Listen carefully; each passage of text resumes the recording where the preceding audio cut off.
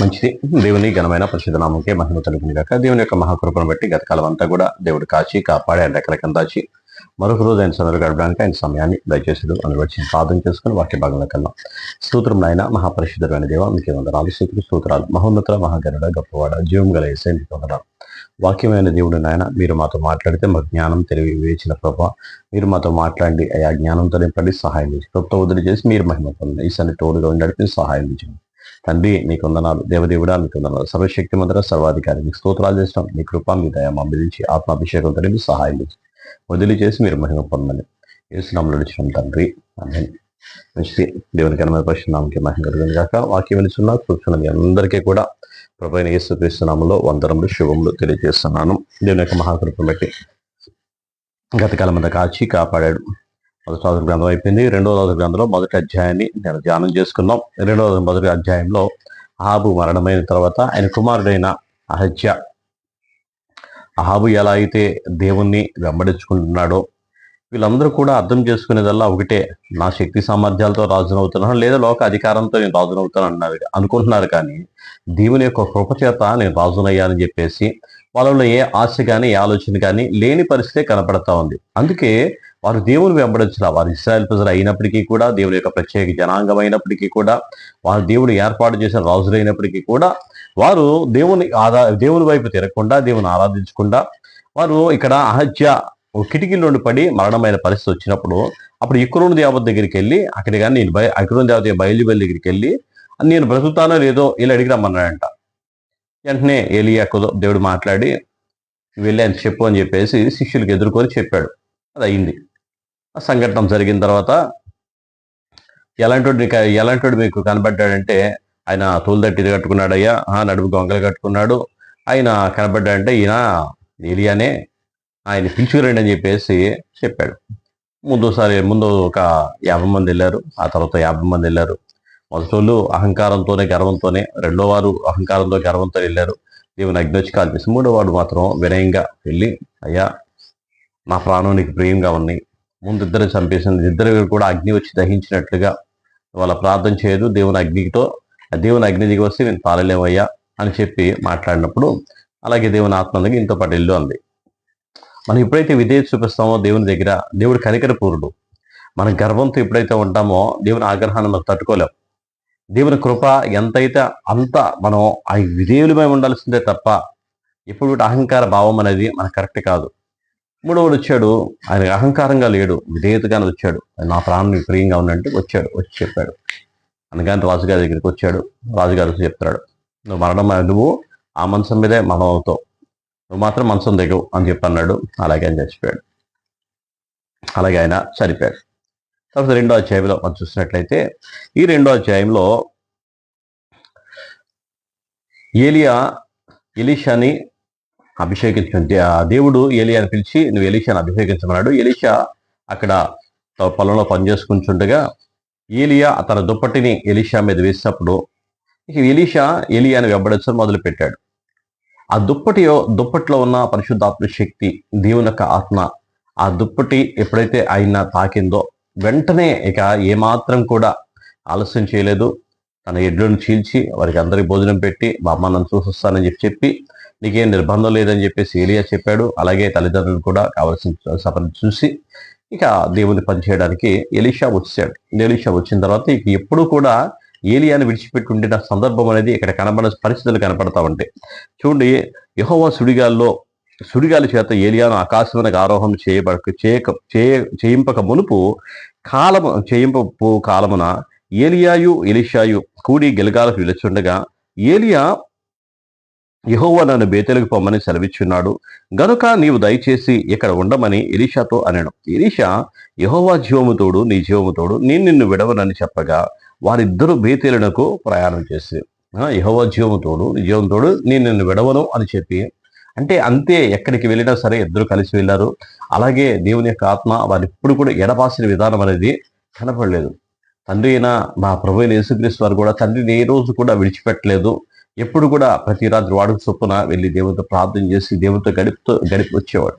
అలాగే ఇక్కడ ఏలియాని ఏ రోజు కూడా విడిచిపెట్టిన సందర్భం అనేది లేదు, నువ్వు ఎక్కడికి వెళ్తానంటే అక్కడికి వస్తానని చెప్పి అన్నాడు. ఇప్పుడు గిల్గాల్కి వెళ్తా ఉంటే గిల్గాల్కి వెళ్ళినప్పుడు అప్పుడు అంటున్నా, అక్కడ ఉన్న శిష్యులు అంటున్నారు కదా, ఈ రాత్రి దేవుడు ఈ గురువు గారిని ఎత్తుకొని పోతాడు కదా, తీసుకెళ్ళిపోతాడు అని చెప్పేసి శిష్యులు చెప్పారు. మరి వాళ్ళకి ఎలా తెలిసిందో?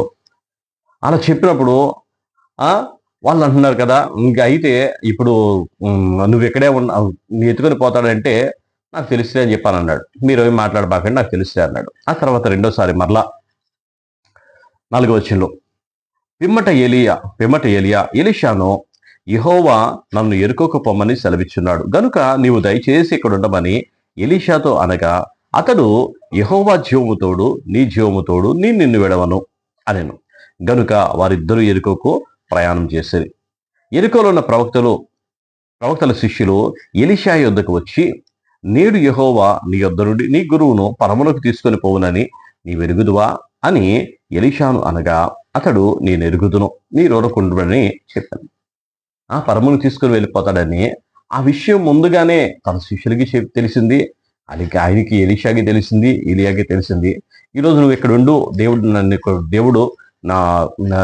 అక్కడికి ఎరుకోకి వెళ్ళమంటున్నాడు, నేను ఎరుకోకి వెళ్తాను, నువ్వు ఎక్కడ ఉండు అని చెప్పి ఎలీషాతో చెప్తే, కాదయ్యా నేను నీతో పాటు వస్తాను, నువ్వు ఎక్కడుంటే నేను అక్కడే ఉంటాను, నువ్వు ఏ ప్రాంతానికి వెళ్తే ఆ ప్రాంతానికి నేను కూడా వస్తాను అని చెప్పి వస్తానని ఎంత అంటే అంత హత్తుకొని ఉన్నాడు ఎలీయాని అంత హత్తుకొని ఉన్నాడు. తర్వాత ఇంకో చోటుకి వెళ్ళినప్పుడు దేవుడు నన్ను ఎరుకోకి యోర్దాను దగ్గరికి వెళ్ళమంటున్నాడు అని చెప్పన్నాడు. యోర్దానికి వెళ్ళమంటున్నాడు, అక్కడికి నేను వెళ్తాను, నువ్వు ఉండు అని అన్నాడు. అక్కడికి నేను వెళ్తాను, నువ్వు ఉండు అంటే మరలా ఇప్పుడు కూడా చెప్తున్నాడు, అంటే నేను విడవనయ్యా, నువ్వు ఎక్కడికి వెళ్తే అక్కడికి నేను వస్తాను అన్నాడు. సరే, నన్ను పర్వలకు ఎత్తుకొని పోక మునుపు నువ్వు నా నుండి ఏదన్నా ఆశిస్తున్నావా, నా నుండి ఏదన్నా అడుగుతున్నావా అని అంటే అని చెప్పాడు కదా. ఏదైనా ఆశిస్తున్నావా, ఏదైనా అడుగుతున్నావా అంటే ఆయన అన్నాడు, నీ నుండి దేవుడు నీకు ఇచ్చిన ఆత్మలో నాకు 2 పాళ్ళు దయచేయి, ఇచ్చిన ఆత్మలో నాకు 2 పాళ్ళు దయచేయి, 2 పాళ్ళ ఆత్మను నాకు దయచేయమని చెప్పేసి అడిగినప్పుడు, అది నా యొద్ద లేదు, అది నేనైతే ఏం చేయలేను, కానీ నన్ను పరమునకు ఎత్తుకొని పోయేటప్పుడు నేను గనక నీకు కనబడ్డాను అనుకో, దేవుడు అది నీకు కంపల్సరిగా దయచేస్తాడు. నేను వెళ్ళడం నీకు కనబడలేదు అనుకో, అది నీకు రాదు అన్నాడు. అది దేవుని చిత్తం కదా. సరే, దేవుడి దగ్గర వచ్చేది కాబట్టి అలాగే వెంబడిస్తూ వెళ్తా ఉన్నాడు. ఒక చోటుకు వచ్చిన తర్వాత మాట, వారు దాటిపోయిన తర్వాత ఎలీషాను చూచి, నేను యొద్ద నుండి దేవుడికి మునుపు నీ కొరకు నేనేమి చేయకూడదునో దాన్ని నన్ను అడగమని చెప్పగా, ఎలీషా నీకు కలిగిన ఆత్మలో 2 పాలు నా మీదకి వచ్చినట్లు దయచేయమని అనను. అందుకతడు, నీవు అడిగినది కష్టతరముగా ఉన్నది, అయితే నీ యొద్ద నుండి తీయబడినప్పుడు నేను నీకు కనబడిన ఎడల ఆ ప్రకారము నీకు లభించును, కనబడని ఎడల అది కాకపోవునని చెప్పాను. అందుకు వారు ఇంకా వెళ్ళుచు మాట్లాడుచుండగా, ఇదిగో అగ్నిరథమును అగ్ని గుర్రములను కనబడి వీరిద్దరినీ వేరు చేసెను. అప్పుడు ఏలియా సుడిగాలి చేత ఆకాశమునకు ఆరోహణమాయను. ఎలీషా అది చూసి, నా తండ్రి ఇశ్రాయేలుకు రథమును రౌతును నీవే అని కేకలు వేశాను. అంతలో ఏలియా అతనికి మరలా కనబడకపోయాను. ఆయన వెళ్తూ ఉండగానే అగ్ని రథాలు గుర్రాలు ఇద్దరు కూడా వేరు చేసి అగ్ని రథాల మీద ఏలియాని ఎత్తుకొని పోతూ ఉన్నాయి. అగ్ని రథాల మీద ఆయన ఎక్కాడు, వెళ్తూ ఉండగానే ఏలియా వెళ్తున్న సంఘటన అంతా కూడా ఎలీషా చూస్తూ, అయ్యా నా తండ్రి అని కేకలు వేస్తూ, ఇశ్రాయేలుకు రథమును రౌతు నువ్వేనయ్యా, నువ్వు వెళ్ళిపోతే ఎలాగా అని చెప్పేసి ఆయనతో పాటు వెళ్ళిపోదాం అనుకున్నాడు. ఎలీషా ఆయనతో పాటు ఉందామని చెప్పేసి పరమకి కూడా వెళ్ళిపోదాం అనుకున్నాడు. ఈ విధమైన మనస్తత్వం అర్థం కాలేదు. కానీ ఇక్కడ ఆయన చెబుతున్నాడు, నా ఇజ్రాయేలు రథమును రౌతు నీవేనయ్యా అని చెప్పేసి అంటూ కేకలు వేస్తూ ఆయన వెంబడిస్తూ ఉండగా ఇక ఆయన కనబడలేదు. కానీ అప్పుడు ఎలీషా తన వస్త్రమును పట్టుకొని 2 తునకలుగా రథమును రౌతును నీవే అని కేకలు వేశాను. అంతలో ఏలియా అతనికి కనబడకపోయాను. అప్పుడు ఎలీషా తన వస్త్రమును పట్టుకొని 2 తునకలుగా చేసెను. మరియు ఏలియా దుప్పటి కింద పడగా అతడు దాన్ని తీసుకొని యొర్దాను ఒడ్డునకు వచ్చి నిలచి ఒంటి మీద నుండి కింద పడిన ఆ దుప్పటిని పట్టుకొని నీటి మీద కొట్టి, ఏలియా యొక్క దేవుడైన యెహోవా ఎక్కడ ఉన్నాడో నేను. అతడు ఆ దుప్పటితో నీటిని కొట్టగా అది ఇటు అటు విడిపోయినందున ఎలీషా అవతలి ఒడ్డున నడిచిపోయిను. ఎరుకో దగ్గర నుండి కనిపెట్టుచుండిన ప్రవక్తల శిష్యులు అతను చూసి ఏలియా ఆత్మ ఎలీషా మీద నిలిచి ఉన్నదని చెప్పుకొని అతని ఎదుర్కొనబోయి అతనికి సాష్టాంగ నమస్కారము చేసి అతనితో ఇట్లా, ఇదిగో నీ దాసుల మీద మా యొద్ద 50 మంది బలము గలవారున్నారు. మా మీద దయ ఉంచి నీ గురువును వెదకుటకు వారిని పోనిమ్మో. యెహోవా ఆత్మ అతని ఎత్తుకొని ఓ పర్వతం మీద ఎక్కడైనా లోయలో ఏందైనానో తీసి పడవేనేమో అని బలవంతం చేయగా ఎవరిని పంపవద్దు అనను. హల్లెలూయా. ఇక్కడ జరిగిన సంఘటనలో ఇక ఆ దుప్పటి ఆయన దుప్పటి ఆ ఏలియా ఎత్తుకొని ఏలియాని వెళ్తూ ఉండగా ఏలియా యొక్క దుప్పటి కింద పడింది. కింద పడగా దుప్పటి తీసుకుని ఆయన మీద వేసుకున్నాడు. ఎరుకో దగ్గరికి వచ్చి యోర్దాను నది దగ్గరికి వచ్చి ఆ దుప్పటిని కొట్టినప్పుడు, దుప్పటి చేత పెట్టి ఆ నీటిని కొట్టినప్పుడు ఆ నీరు 2 భాగాలుగా విడిపోయింది. నీరు 2 భాగాలుగా విడిపోయి ఆరణ్యాల కనబడ్డ పరిస్థితి వస్తే అక్కడి నుండి నడుచుకుని వస్తుండగా అంత దూరం ఉండి శిష్యులు చూస్తా ఉన్నారు. అమ్మో, నిజమే, దేవుని ఆత్మ ఏలియా మీద ఉన్న ఆత్మ ఎలీషా మీదకి దిగి వచ్చింది.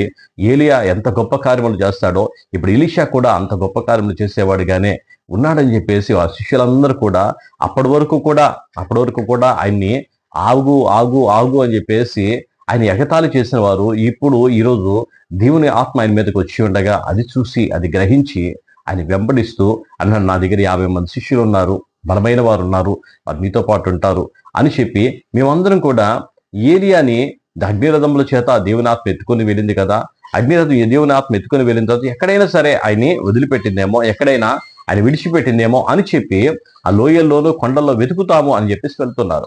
లోయలో కొండల్లో వెతుకుతామని చెప్పేసి బయలుదేరి వెళ్తా ఉంటే ఈయన అన్నాడు కదా, ఎక్కడికి వెళ్ళొద్దు అని చెప్పేసి అంత వారించినా సరే ఆ 50 మంది కూడా వెళ్ళి ఆ లోయలో కొండలు 3 రోజుల పాటు తిరిగి వచ్చి ఆయన దొరకలేదని చెప్పాడు. ఆయన దొరకలేదని చెప్తే నిజమే, దొరకలేదని చెప్పి నేను ముందే చెప్పా కదా వద్దని చెప్పి అని అన్నాడు. అన్న తర్వాత వీళ్ళందరూ కలిసి వెనక్కి వచ్చారు. ఆ తర్వాత వీళ్ళందరూ కూడా ఇంకో పట్టణానికి వచ్చి అంతటా ఆ పట్టణ వారు ఈ పట్టణము రమ్యమైనదని మా ఏలినవాడు మీకు కనబడుచున్నది కానీ నీళ్లు మంచివి కాదు, అందుచేత ఈ భూమి నిస్సారమై ఉన్నదని ఎలీషాతో అనగా అతడు కొత్త పాత్రను ఉప్పు వేసి నా యొద్దకు తీసుకొని రండిని వారితో చెప్పారు.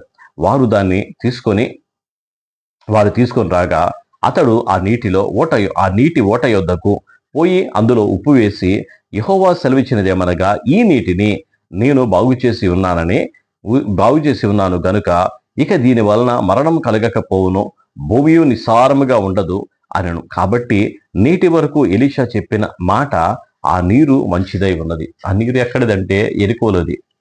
ఎరుకో ప్రాంతం శాపగ్రస్తమైన ప్రాంతం. ఆ ఉన్న ప్రజలందరూ కూడా చెప్తున్నారు కదా, నీరు ప్రాంతం మంచిగానే ఉంది కానీ నీరు మంచిగా లేదయ్యా అని చెప్పి మాట్లాడుతుండగా ఆ నీటిని ఇప్పుడు ఉప్పు వేసి తీసుకురామన్నాడు. ఆ ఉప్పు మన ప్రభు అయిన యేసుక్రీస్తు వారికి సాదృశ్యంగా ఉంది.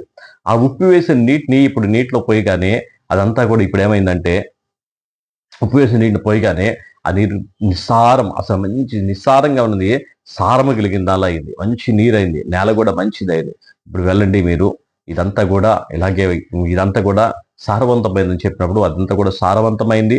ఆ తర్వాత ఇది ఇప్పుడు కూడా అలాగే ఉన్నది అని చెప్పి దేవుని వాక్యం సెలవిస్తుంది. ఆ తర్వాత అక్కడ నుండి బేతేలుకి వెళ్తూ ఉండగా, ఎలీషా బేతేలుకి వెళ్తుండగా అక్కడ కొంతమంది అల్లరి పిల్లలు ఆయన్ని ఎగతాళి చేస్తూ బోడివాడా అని చెప్పేసి ఆయన పిలుస్తూ ఉండగా చూడన్నమాట 23వ వచనంలో అక్కడి నుండి అతడు బేతేలులోకి ఎక్కి వెళ్ళను.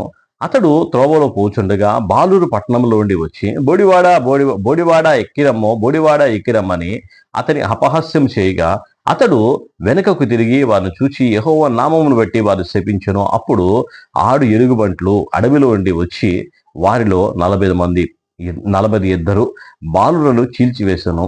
అతడు అతడి నుండి పోయి కర్మేలు పర్వతం వచ్చి అతడి నుండి పోయి షోమ్రోనుకు తిరిగి వచ్చాడు. హల్లెలూయా. చూడండి, అల్లరి అది చాలా భయంకరమైంది. 42 మంది పిల్లలు అంటే అక్కడ ఎంతమంది పిల్లలు ఉంటారు? ఎంతమంది పిల్లలు ఆయన ఎగతాళి చేస్తున్నారు, బోడివాడా అని చెప్పేసి ఎగతాళి చేస్తా ఉంటే ఆయన ఒకసారి శపించినప్పుడు అల్లరి అనేది మంచిది కాదు. అది చాలా నష్టాన్ని తీసుకొని వచ్చింది. దేవుని యొక్క శాపగ్రస్తమైన జీవితంలోకి వెళ్ళిపోద్ది. అలాగే శపించినప్పుడు అడవిలో నుండి వచ్చిన 42 ఎలుగుబంట్లు వచ్చి 42 పిల్లల్ని పిల్లలు కూడా ఈడ్చుకుని వెళ్ళిపోయినాయి, చంపేసినాయి. అల్లరి అనేది మంచిది కాదు. దేవుని వందు ఎప్పుడు భయభక్తులు కలిగి ఉండాలి తప్ప అల్లరి ఆత్మ అనేది మనల్ని నాశనం చేసిద్ది. అలాంటి పరిస్థితి అనేది ఇక్కడ కనబడుతుంది. దేవుడి మాటలు దీవించి ఆశ్రయించిన గాక, దేవుని కృపతోడే ఉండి నడిపించిన గాక. ప్రార్థన చేసుకుందాం. స్తోత్రం నాయన, మహాపరిశుద్ధుడైన దేవ, మీకే వందనాలు, స్తోత్రాలు. మహోన్నత మహాదేవుడా, మీకు వందనాలు. వాక్యమైన దేవుడు నాయన, మీ కృపతో జ్ఞాపకం చేసుకుని వీరే మహిమ పొందని ఇస్తాను తోడుగా ఉంచి మీ నామములో నడుచున్నాం తండ్రి. నేను